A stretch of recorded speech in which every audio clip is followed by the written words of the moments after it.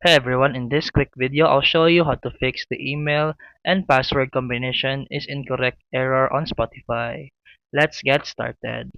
First, make sure you're typing on email and password correctly. Spotify accounts are case sensitive, so double check capital letters, extra spaces, or typos. If you sign up with Facebook, Google, or Apple, you won't be able to log in using just your email and password. Instead, tap the corresponding options on the login screen and sign it that way.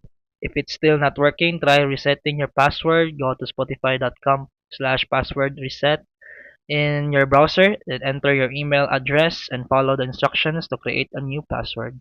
If you don't receive the reset email, check your spam or junk folder, or try another email you may have used when creating the account. Many login issues happen because people forget which email is linked to Spotify.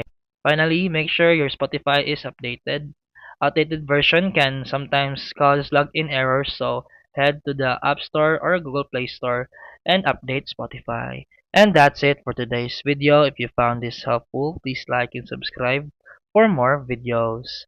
See you in the next one.